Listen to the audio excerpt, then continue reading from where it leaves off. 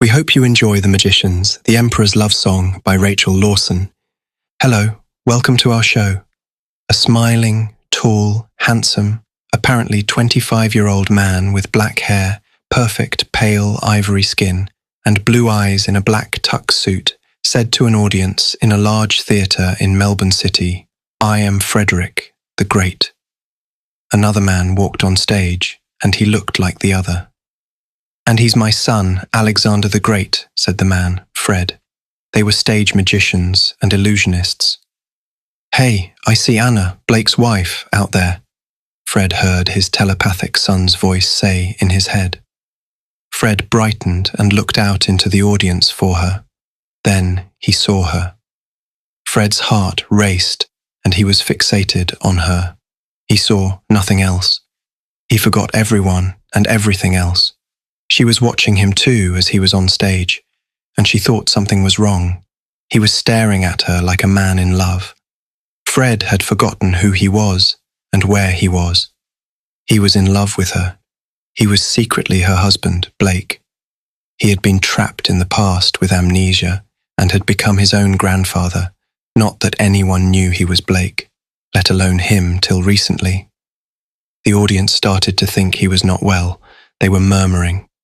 Blake woke up when he felt a hand on his shoulder. "What?" muttered the startled man, turning to see who the hand's owner was.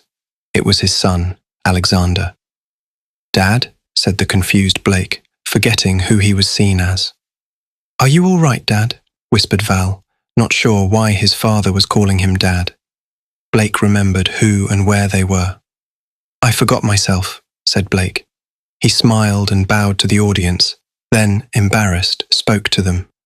"Excuse me, I thought I saw someone in the audience," said Fred.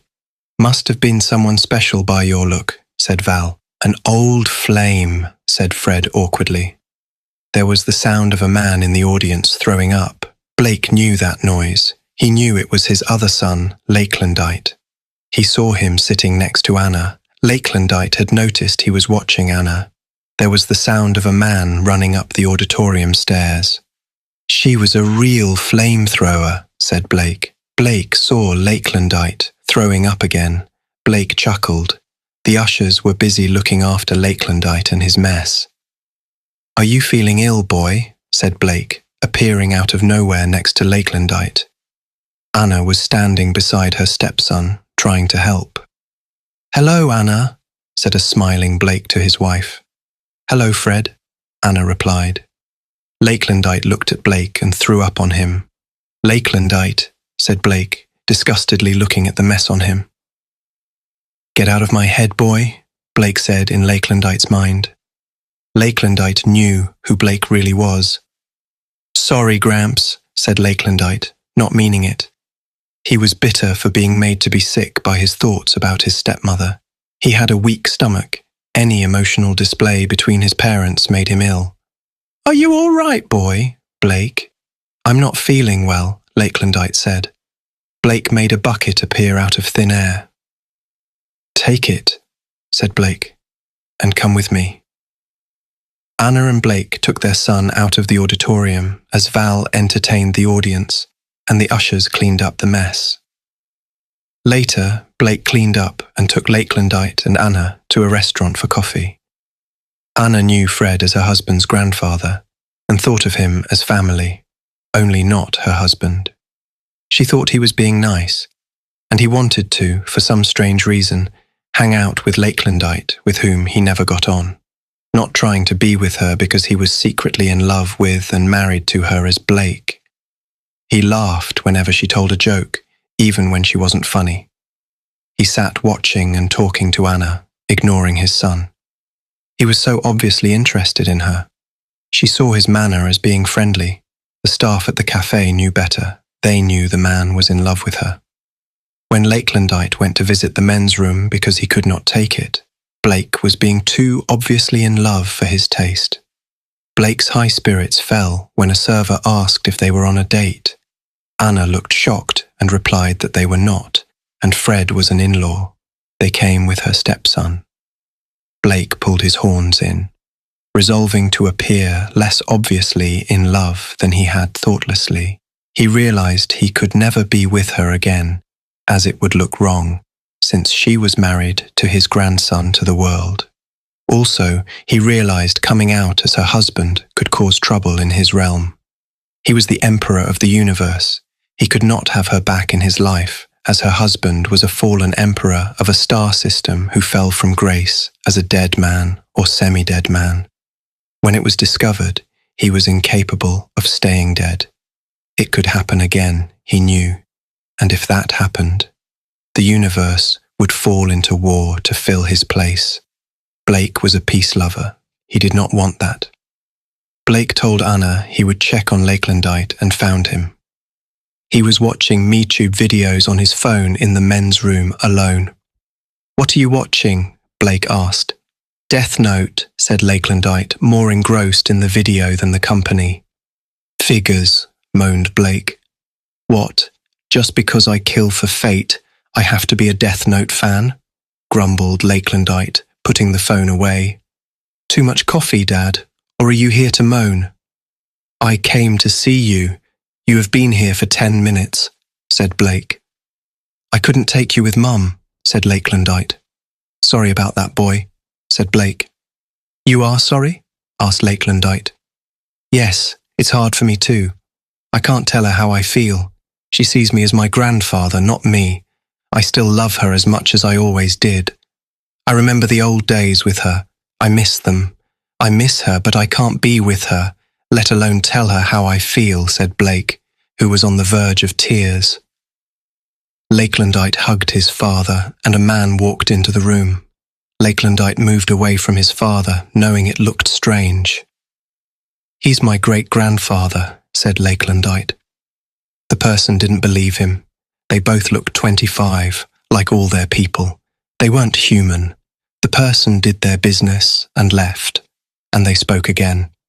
"Dad, you are in a bit of a mess," said the son, realizing that their usual mockery would not help the situation. His father really needed help. His father had turned to him for help as the only one who knew who he really was. All he could do was help him. "Write her a song about how you feel. You have to sing one at the Andromeda Forum. I believe she will be there. Tell her how you feel in a song no one will realize it's about her. They'll think it's just a song. But you will have told her how you feel," said the son. "Thank you, boy. I will," the father said. Days later, Blake sat at a keyboard on a computer on an online composing site and began pouring his heart out. His heart in his mouth as he wrote out the lyrics and practiced the song at home. He handed over the music to his orchestra at rehearsal. The light lyric tenor sang like an angel. The conductor wondered what inspired the song. They usually played the best of Coldplay. This was a love song. It was not their usual fare, and Fred, the Emperor of the Universe, had never sounded better. Later that week, in the dressing room of Fred and Val's theatre, Lakelandite met Blake, who stood dressed in his imperial finery, getting psyched to go on stage and greet the delegates and start the forum with his song. He was excited and nervous. Val was in the audience waiting for the forum to start.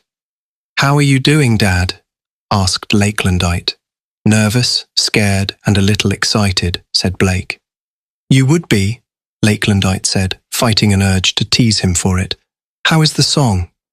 "Good, I think," said Blake. "The conductor said he liked it." "How are you going to sell it?" asked Lakelandite. "A song about an old flame," said Blake, smiling nervously. "That will intrigue them," said Lakelandite, smiling. "Yes," said Blake. "What did you call it?" asked Lakelandite. "The Ghost of Your Love," said Blake proudly. "I love it," said Lakelandite. "Sapphirus, time to go on stage, 2-minute call," shouted the stage manager outside the dressing room door. "Thanks, Dante," barked back Blake. "Okay, good luck, break a leg, you old fossil," said Lakelandite, hugging his dad. "Thank you," said Blake, walking to the door, opening it, and he and Lakelandite walked to the stage. Lakelandite stood with the other family members of Fred. Lakelandite was Fred's bodyguard. Blake walked on stage, smiling charmingly. His heart racing, he knew he was about to talk to Anna, not that she or anyone else knew it except their son. The audience cheered. The orchestra played a fanfare as Blake walked to the microphone on stage. He tapped the microphone to test it, picking it up. "Welcome to the forum. I am Sapphirus Argent, the Emperor of the Universe," said Blake, using his imperial name. The audience cheered. "I want to sing you a song I wrote," said Blake. Lakelandite was watching Blake. He noticed he was sweating slightly. The audience cheered. "It is a love song I wrote about a lady I knew whom I once loved, but I lost her love, and I still loved her, and she didn't see me as anything but an acquaintance." "The song is called The Ghost of Your Love," Blake said. He flashed a look at Anna as he paced the stage. She was smiling. The audience wondered who the lady was. Blake smiled, took a deep breath, and the music started.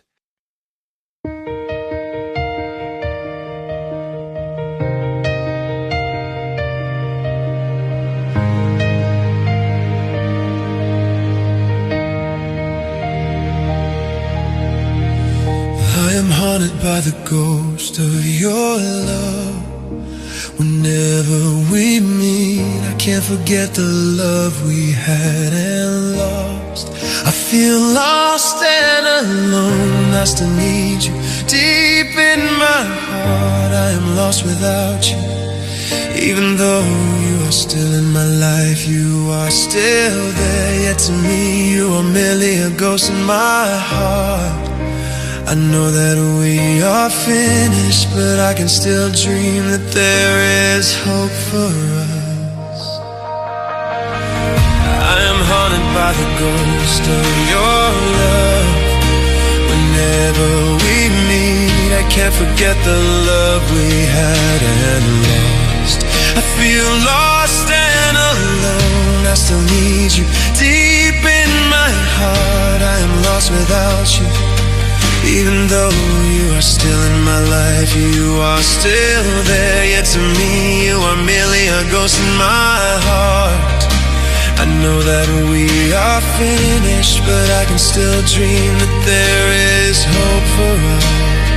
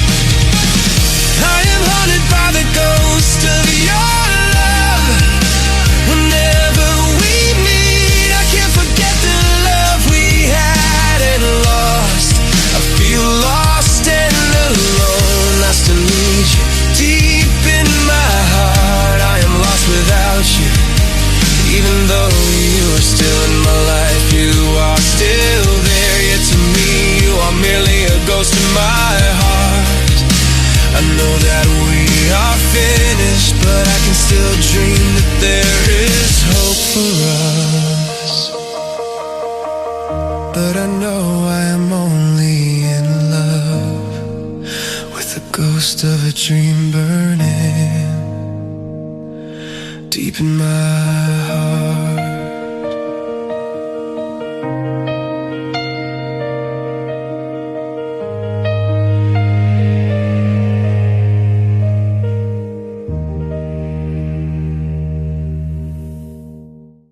Sang Blake in his ethereal voice, pacing as he sang.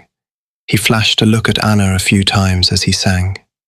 She was enjoying the song, but she didn't know who the mystery lady was. Blake was happy he'd cleared his heart and mind. His heart was racing. He felt he could fly.